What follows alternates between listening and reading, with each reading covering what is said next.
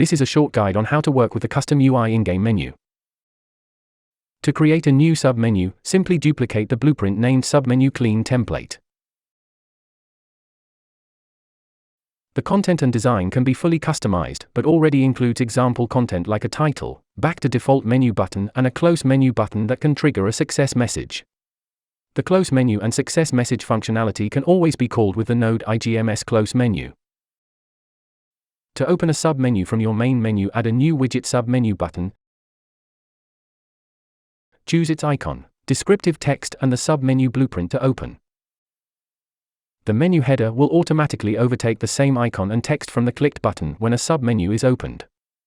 It will also adjust itself to the width of the submenu. If you want to use a button for a direct action without opening a submenu, you can set submenu widget class to none and add an on-click event.